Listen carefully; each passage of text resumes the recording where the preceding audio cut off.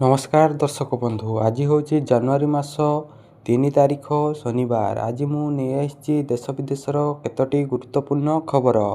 दयाकोरी भिडटी संपूर्ण देखंतु। चैनल रे नुआ थिले सब्सक्राइब करी बेल आइकन दबाई रखंतु प्रतिदिन न्यूज अपडेट प्रथमे जानिबा पाई। विपज्जनक स्तर रे वायु प्रदूषण 10 सहररू ओडिशार 7। दिल्ली गाजियाबाद कि नोएडा नुहे वायु प्रदूषण रे ओडिशा वर्तमान 1 नंबर। देशर 10टी वायु प्रदूषण सहर भितरे ओडिशार 7टी सहर।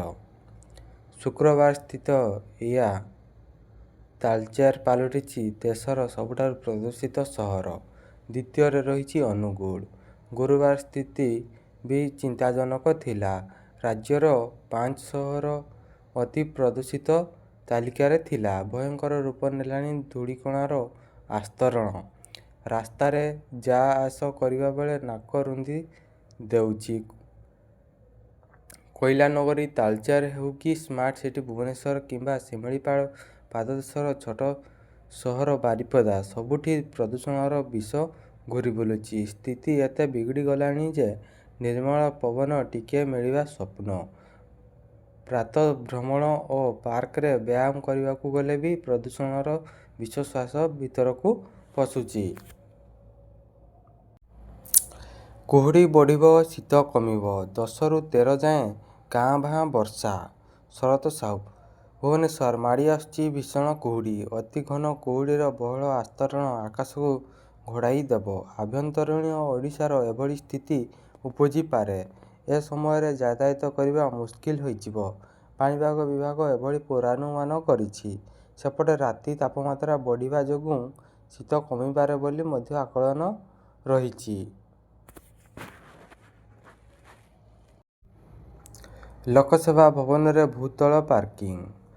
लोकसेवा भवन रे गाड़ी पार्किंग पाई आदौ टेंशन नेबाकू पड़िबनी। गाड़ी रखिबाकू आउ जगह खोजिबा दरकार हबनी। पार्किंग पाई पर्याप्त जगह रहिबो।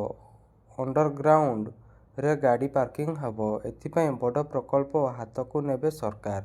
एथिपाई 100 कोटी रु अधिक टंका खर्च करबाकू योजना होइछि। एहार डीपीआर प्रस्तुत पाई करी अनुमोदन पाई मुख्यमंत्री को पाखकू पठा जाइछि। भूकंपर थरिला मेक्सिको।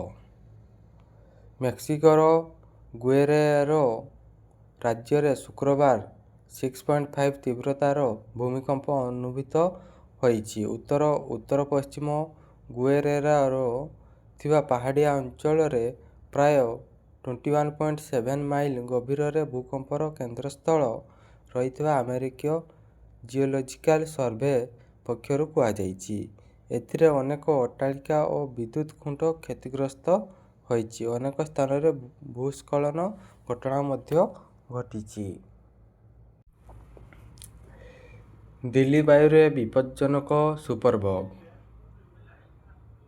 दिल्ली एनसीआर रे शीत ऋतु रे जो विषाक्त वायु घूरी बुलुछि ता भितरे विपज्जनक औषध प्रतिरोधी सुपरबग रहिथिबा चिन्हट करा जाइछि।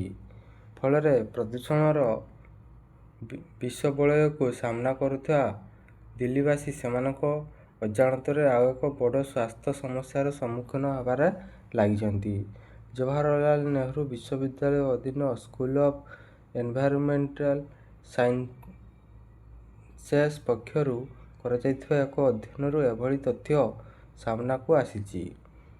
नेचर पत्रिकार एही अध्ययन संक्रांत सविशेष रिपोर्ट प्रकाश पाइछि।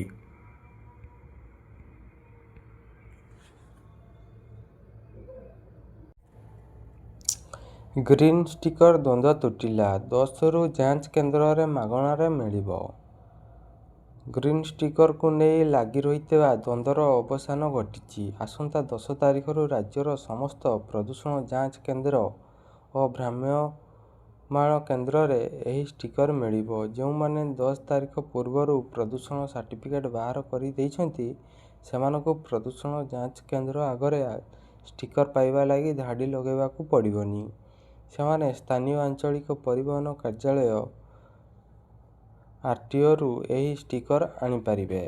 ଆବଶ୍ୟକ ଯଦି କେହି ଏହି ଷ୍ଟିକର ଲଗାଇ ନଥିବେ ସେମାନଙ୍କ ବିରୋଧରେ କୌଣସି ପ୍ରକାର ମାମଲା କରାଯିବ ନାହିଁ ବୋଲି ରାଜ୍ୟ ପରିବହନ ପ୍ରାଧିକରଣର ଅତିରିକ୍ତ କମିଶନର ଦୀପ୍ତି ରଞ୍ଜନ ପାତ୍ର ସ୍ପଷ୍ଟ କରିଛନ୍ତି। ବାଧ୍ୟତାମୂଳକ ପ୍ରଦୂଷଣ ସାର୍ଟିଫିକେଟ୍ ଘୋଷଣା ହେବାର ପ୍ରାୟ 15 ଦିନ ପରେ ଆଜି STA ପକ୍ଷରୁ ଗ୍ରୀନ୍ ଷ୍ଟିକର ମିଳିବା ସମ୍ପର୍କରେ ସୂଚନା ପ୍ରଦାନ କରାଯାଇଛି। UGC ନେଟ୍ ଆରମ୍ଭ। ପ୍ରଥମ ଦିନରେ 38,450 ପରୀକ୍ଷା ଦେଲେ। ଭୁବନେଶ୍ୱର ବିଶ୍ୱବିଦ୍ୟାଳୟ ଅନୁଦାନ ଆୟୋଗ UGC ନେଟ୍ ଡିସେମ୍ବର 2025 ପରୀକ୍ଷା ଆରମ୍ଭ ହୋଇଛି। ଜାନୁଆରୀ 7 ତାରିଖ ଯାଏଁ ପରୀକ୍ଷା ଚାଲିବ। 85ଟି ବିଷୟରେ ପରୀକ୍ଷା ହେଉଛି। 31 ତାରିଖରେ ଅନୁଷ୍ଠିତ ପ୍ରଥମ ଦିନ ପରୀକ୍ଷାରେ ମୋଟ 38,450 ଜଣ ପରୀକ୍ଷା ଦେଇଛନ୍ତି। ଏନେଇ ଜାତୀୟ ପରୀକ୍ଷା ଏଜେନ୍ସି ପକ୍ଷରୁ ବିଜ୍ଞପ୍ତି ପ୍ରକାଶ ପାଇଛି। ପରୀକ୍ଷା କମ୍ପ୍ୟୁଟର ବେସ୍ଡ ଟେଷ୍ଟ ମୋଡରେ ହେଉଛି।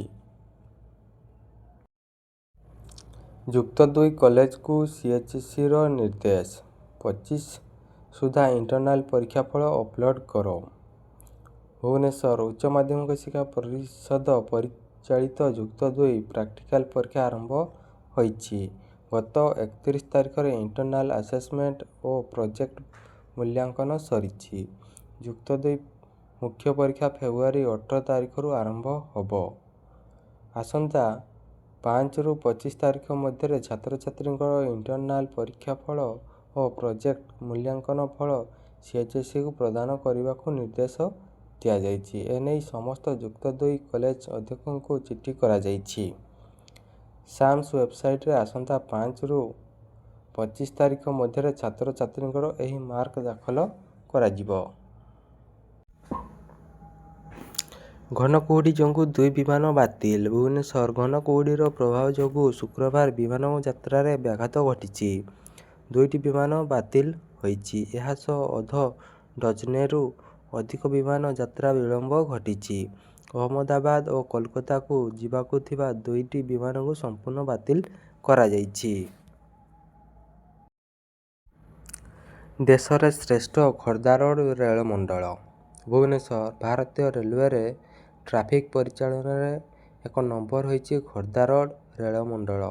ସମସ୍ତ ଭାରତୀୟ ରେଳମଣ୍ଡଳକୁ ପଛରେ ପକାଇ 2025 ଏପ୍ରିଲରୁ ଡିସେମ୍ବର ସୁଦ୍ଧା 237.42 ନିୟୁତ ମାଲ ପରିବହନ କରିପାରିଛି। ଏହି ଅବଧିରେ ଭାରତୀୟ ରେଳବାଇର ଏକମାତ୍ର ରେଳମଣ୍ଡଳ ଭାବେ ଖୋର୍ଦ୍ଧା ରୋଡ ରେକର୍ଡ କରିଛି।